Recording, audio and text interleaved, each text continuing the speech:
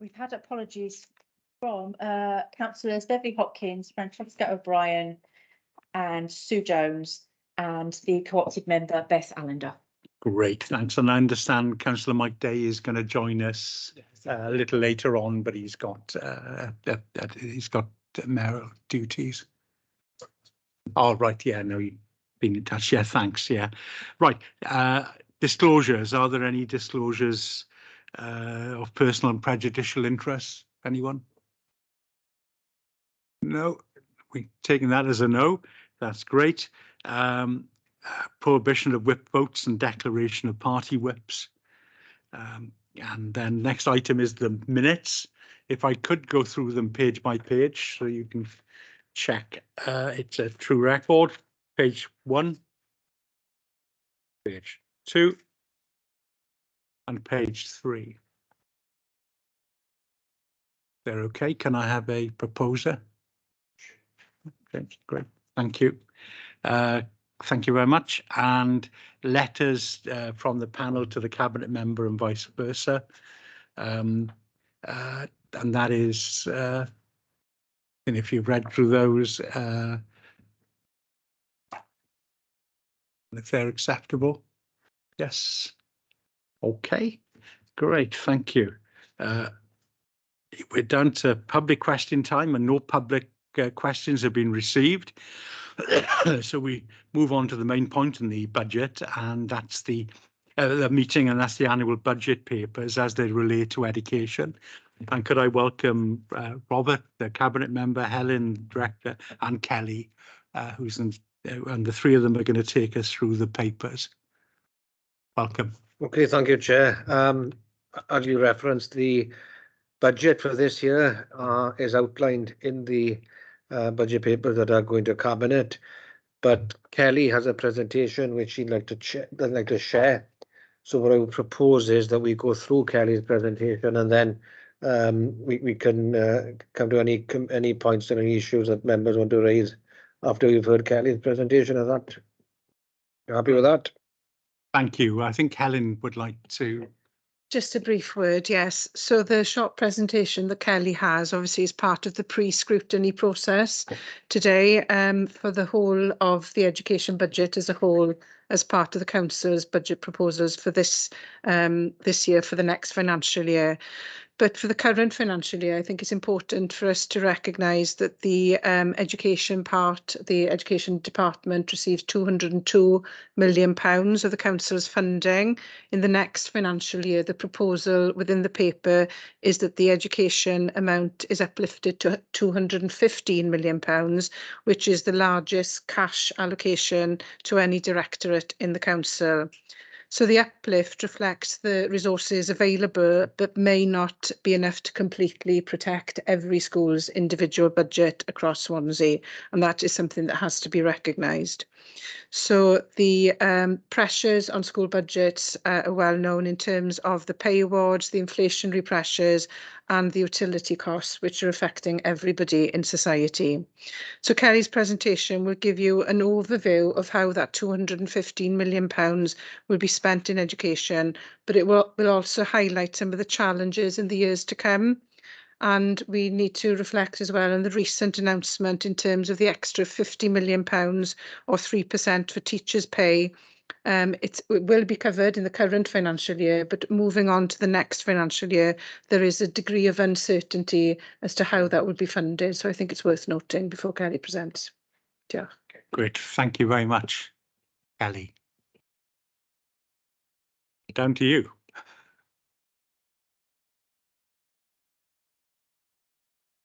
Am I on? Okay.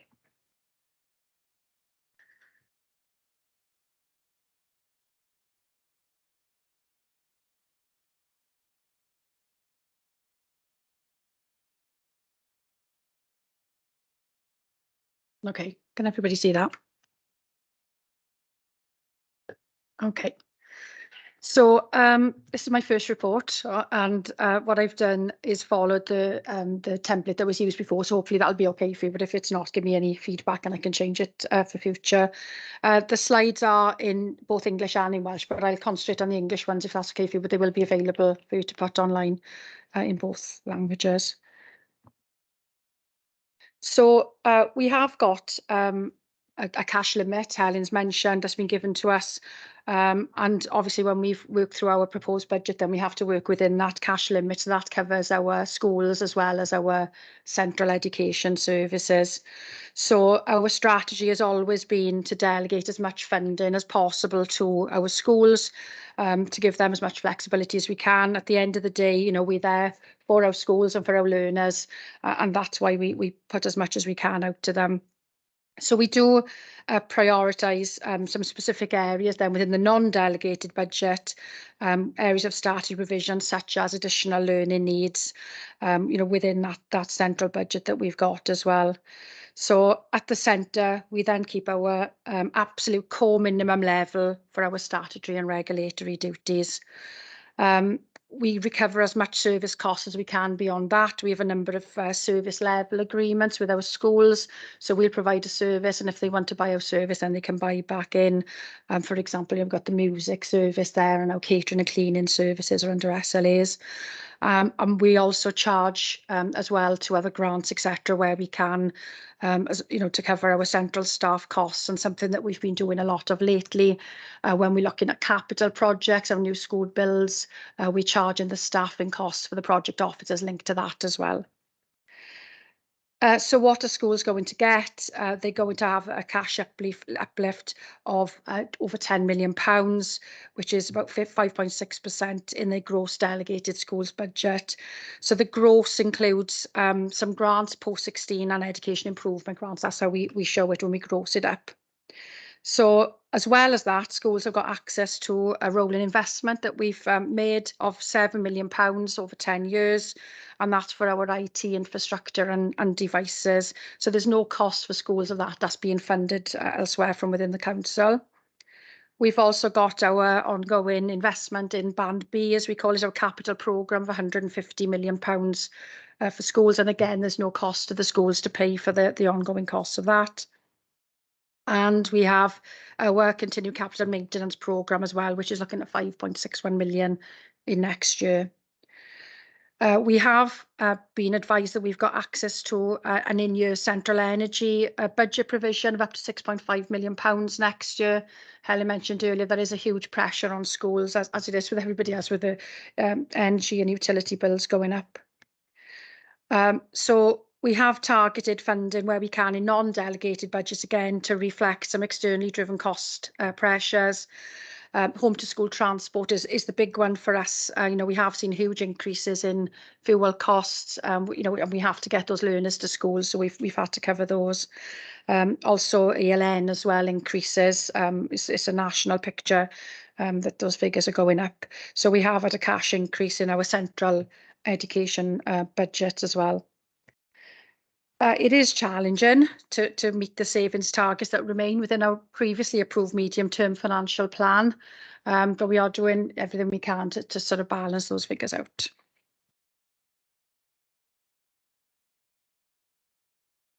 So, as I mentioned, we've looking at £10 million going in. That was the figure that was required by the Welsh Government in our settlement to go out to schools. It does include a 3% assumption for pay awards and other cost pressures. As Helen mentioned earlier, you know, we're aware that the teachers' pay has come in slightly higher than that now this year. So there will, we understand, be additional funding in this current financial year to cover it. But what we aren't clear about is if there'll be any grant as yet for next year. You know, with the pressures that we are facing, you know, it's inevitable schools will have to be affected, you know, but we have provided the £10 million across to them. We do have external factors coming our way, you know, constantly. You know, we've mentioned the pay awards there. But there are other issues like transitional protection on free school meals. You're probably aware of that. Protection is in place until December 23. So any pupil who will have had free school meals has that meal protected, even if their eligibility changes. So we still have to cover some, costs with that.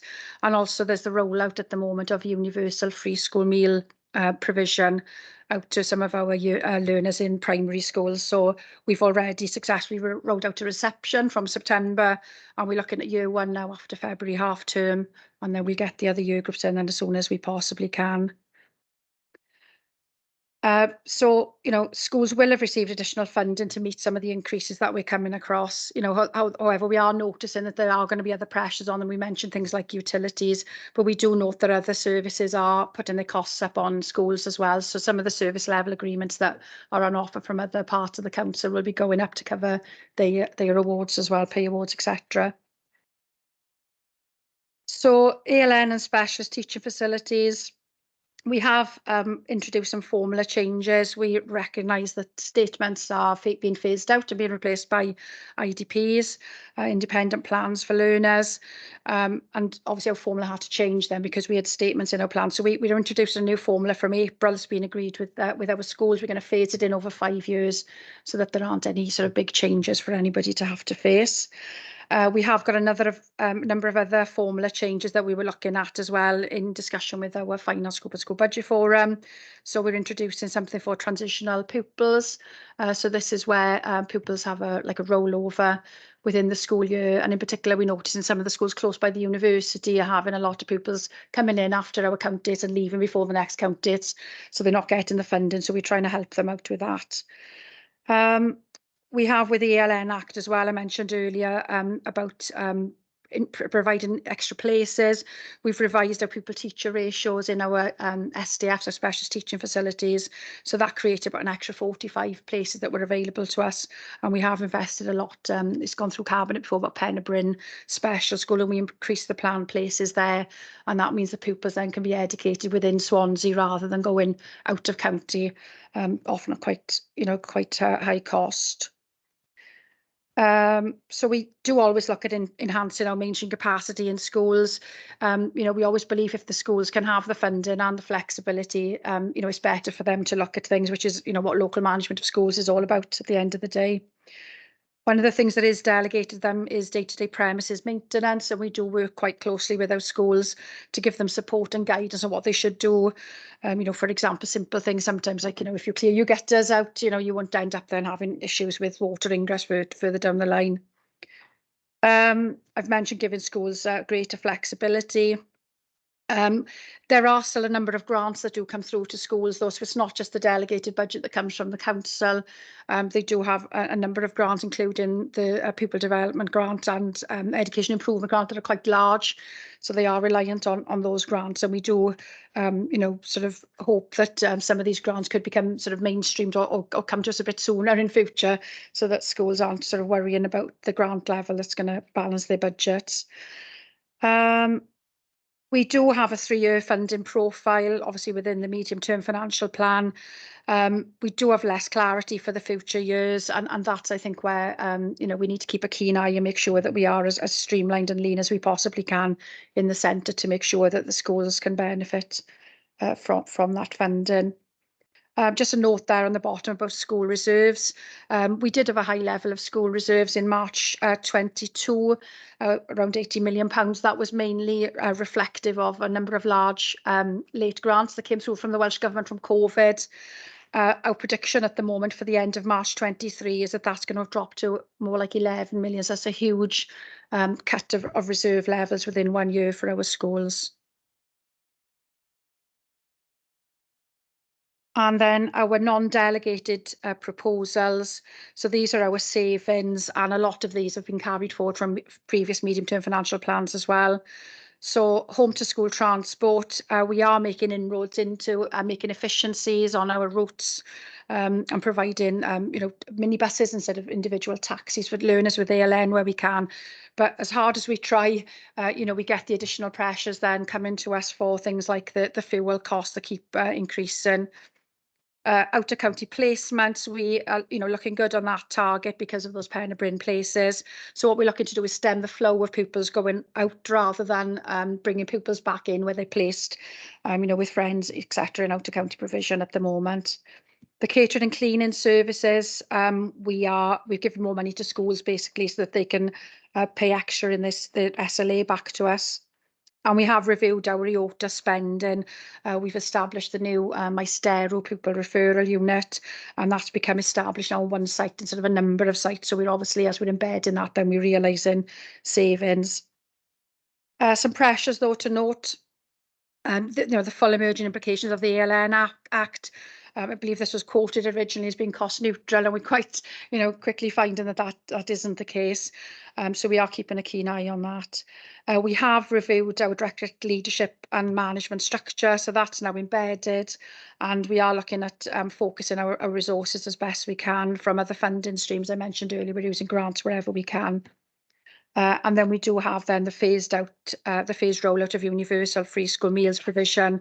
As it stands, the amount of pupil that we're getting isn't quite enough to cover the cost of our meals. So we're looking at other methods like simplifying our school catering menu, so it's less labour intensive.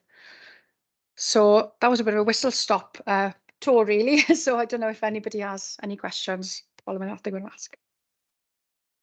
Thank you, Kelly, for that tour through the budget. Do we have any questions? Yeah, absolutely. Yeah, just to thank Helen and Kelly for the presentation on the work that they and the team have done in preparing this budget, and also the other people that have engaged with it, in particular the School Budget Forum. Their input has been useful, very useful as well, in helping us to move forward. It's not an easy year, but then again, I can't remember an easy year since I've been a councillor in 2012. But we are presenting with a budget, warts and all, and look forward to any questions the members may have. Great, thank you. And, yes, certainly thanks to Helen and Kelly for saying the team for putting them together. Right, any questions, anyone? At all? Yes, no, not, yes, James, there we are. Go on, that's not so much a question really. Just you mentioned that the reserves are going to be knocked down to about 11 million across all the schools. Just to make sure I got that right. What would you consider a healthy level of reserves? I mean, is that approaching dangerous, or is that okay? So the Audit Commission had previously indicated that about 5% of a school's budget is prudent to have in reserve. So we are still, above that level. That 11 million would be just above that level overall. Of course, for some individual schools, they are going to struggle. And indeed, I think we're going to have probably a few schools at the end of this financial year ended in a deficit. So that, like I said, that's a huge draw. That's £7 million from reserve in 1 year. I think that's the key message. It's not an even picture across all schools in terms of the reserve position. And we will be working with schools and monitoring the level of reserves and working with them in anticipation before any problems arise. That's the plan that we've got, that it should be early intervention. Yeah, because some schools obviously will be fine, but others then they could be in trouble.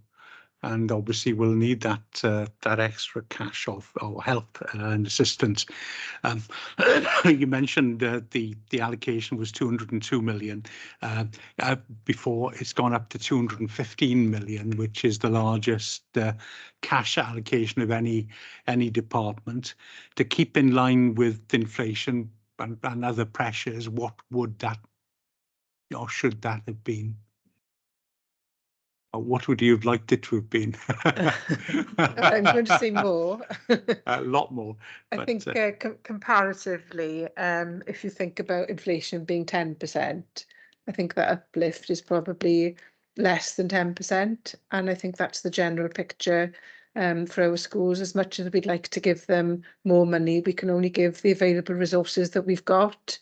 and it probably is not enough to cover all the pressures that we're talking about, both from a school's perspective and our central perspective in terms of the non-delegated budget. So yes, we'd like more, but we recognise the pressures everybody's under. Thank you. I can see Angela has got a hand up, a virtual hand up. Hi there. I'm just a question really. If certain schools have obviously got some reserves back, maybe they've been more careful, for example, but say one or two of those schools actually need more money invested into it when it comes to divvying up sort of who gets what. And excuse me if it's not sort of all equal, I'm not sure. Are they at a disadvantage for having those reserves then? No, they wouldn't. We've got an agreed funding formula, so we fund schools on that formula, which is mainly, it's got to be at least 70% pupil driven. So yeah, so the funding formula remains the same. We don't look at reserves at all when we divvy the money out. And I think, on that, we did interrogate the reserves in detail over the years to see if there was any pattern that might explain the different level of reserves.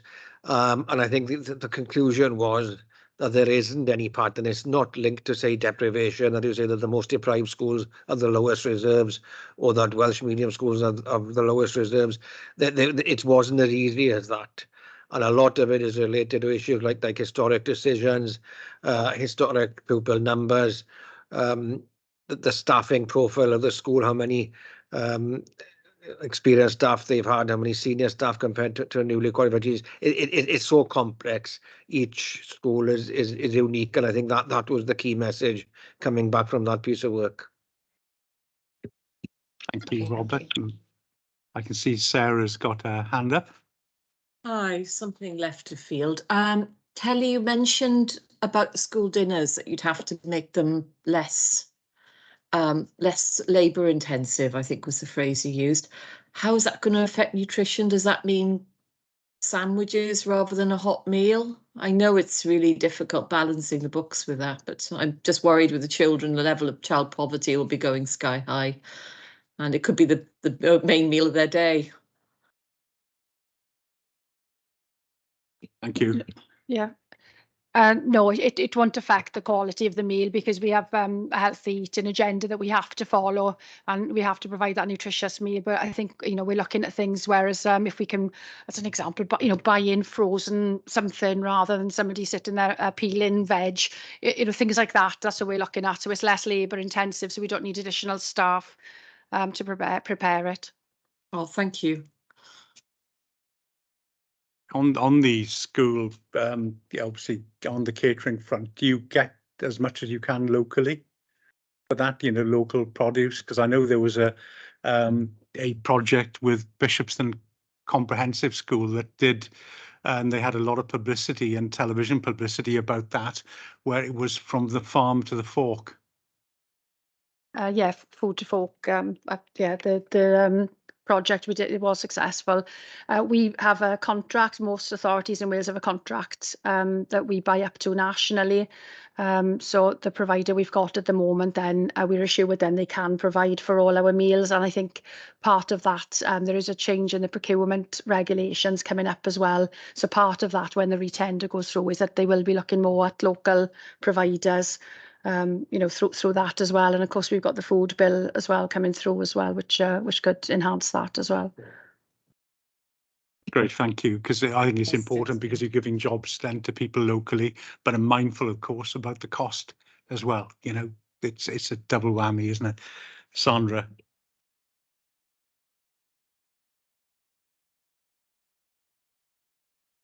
There we have got it. I do have a concern about the ALN situation. Have you managed to project any costs forward based on maybe existing children and so on, and what it's likely to be? I do understand that it was advertised as cost neutral, and I don't think anybody was really convinced by that in the longer term. The simple answer is yes, we have, Councillor Joy. So 4 years ago, we did those projections, and that resulted in the restructure of our ALN staff centrally. So we were able to enhance thanks to a £2 million investment by the council really in uplifting our staffing around ALN to ensure that we had enough people to train the workforce in particular. So we've been able to do that, but we are constantly analysing the costs around ALN to make sure that we are as economic as possible. Kelly alluded to the out-of-county placements. We pay a high tariff really for sending Swansea children to independent provision elsewhere. We're trying to bring those costs down by increasing our provision locally. So we do have very much an eye on the analytics really in terms of, you know, the projections, the types of diagnosis coming through. We know, for example, that autistic spectrum disorder has tripled in the last 8 years. So we have a constant eye really on the type of resource that we need in order to keep furnishing this priority. Great, thank you. The questions, Angela. Is that historic hand or? It's an old hand, yes, sorry. Okay, I certainly have. Oh, James, sorry, yeah. I was looking online. Yeah, there were just a couple of little follow-up bits. I mean, obviously we're discussing it quite high level. You've obviously been discussing with the head teachers. My understanding is there's going to be, what is it, close to 3 million pressure on their discretionary budgets. Was it presented to cabinet? How are the head teachers feeling about that? What are the implications? I understand you haven't got any control over it, but what's that going to look like in terms of service provision, or is how's that going to impact, I guess, is what I'm asking. And then the second one, obviously, there was 3% assumption for pay increases. It's looking like that will be slightly higher than that. Is there also a feeling that that may go up again, given industrial action and current events? Thank you.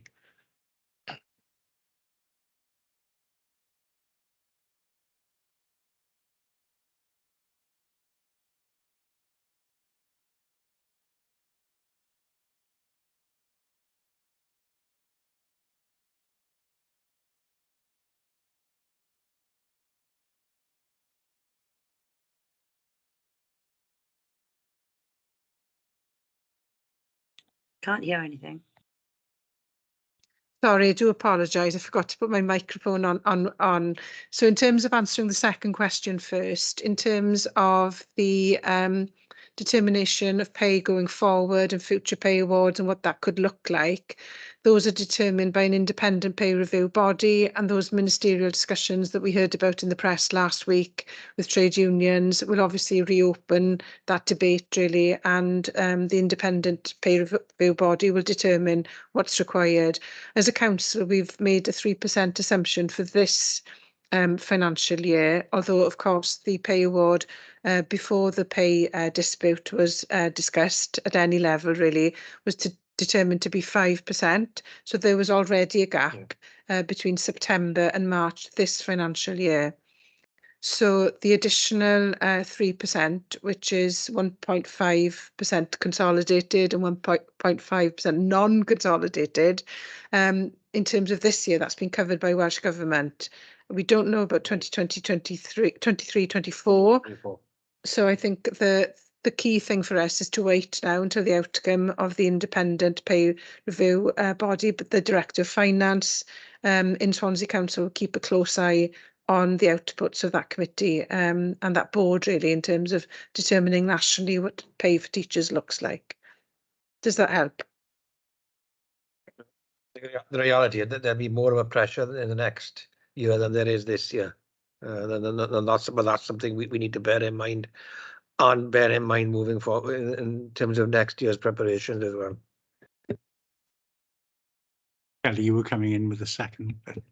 Yeah, I mean, what we do is we do keep our schools appraised as much as we can of where we are in, you know, the situation. So through head teacher meetings, and we've got newsletters and things. So I think that's key, really. I mean, we always give them their budget shares as early as we can for next year, and then we give them 2 future years then to give them an estimate of what's likely to be coming. And under local management of schools, then the head teacher and the governing body then will need to work through that.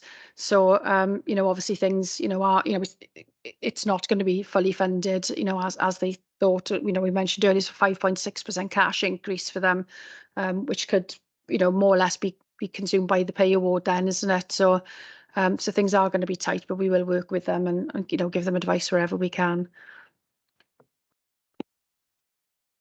Okay, great. And obviously for next year, sorry, Helen, you can.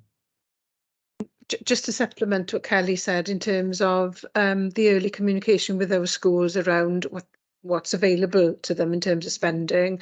Obviously, our indicative budgets will probably be out at the end of this month with a fair wind behind us. And then, of course, it's up until the 31st of May until the school has to set its budget. So there's time really to make those determinations about what they've got. And what they can use their discretion on, really. So I think that communication is really well rehearsed, and that partnership work is really strong in Swansea. Great, thank you. James, do you want to come back? Or? I was only going to say thank you for the answer. There we are. Yeah, no, great. So obviously then listening on from Robert as well as the fact the pressures are going to be on next year to a degree. And obviously schools will know that, so they need to look at their reserves and look at their costs this year to, obviously accommodate that possibly next year.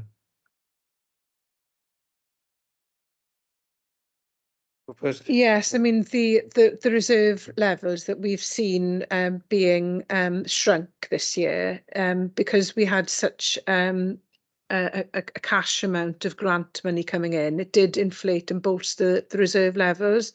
We're not seeing that grant come in this quarter yet. Who knows? It might turn up. But the reliance on reserves going forward can't be guaranteed.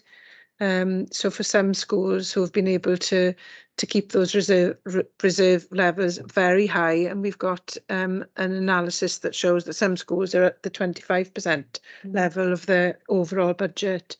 Some of those schools will now no longer have those resources available to them because they've already planned for the use of those reserves. So moving into the next financial year, they'll feel it quite sharply, I think, in terms of how to set their structures and how to consider how to best use their resources.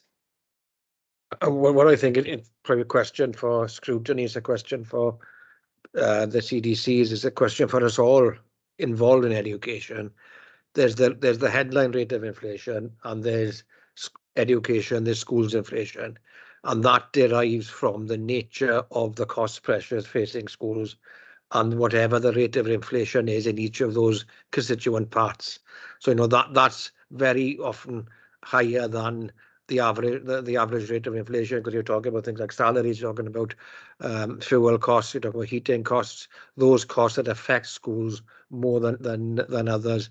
So I think that's something that the whole system needs to bear in mind when we're formulating our budgets right from the very start. And I think that's certainly a message that we're aware of in this council, going back from this year and previous years, where we've had to face, as I said, the differential in terms of education inflation. Okay, great. Thank you. Any other questions? No, if not, could I thank Robert, Helen and Kelly. Thank you very much indeed. And, for the work you're doing, and, pass our thanks to the staff as well, because, you work very hard in getting that budget to getting that budget to make sure it works for the schools. So thank you very much. The next item on the agenda, and you can stay or you can go, we're looking at the panel thoughts now. We've got to forward our thoughts to the Service Improvement and Finance Scrutiny panel for their meeting tomorrow morning. So we need to sit down and think about that as the next item. Okay. To you. So you can leave if you like, or whatever. You can escape. Very welcome. Yeah. No, gosh. Yeah. Or you can escape for some heat. Okay. There we go.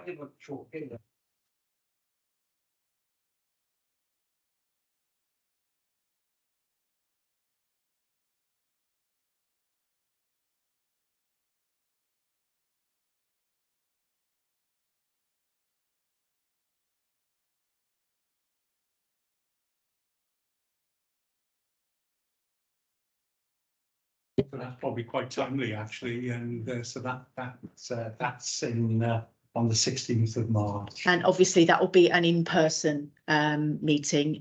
It won't be hybrid because obviously it's in a school. So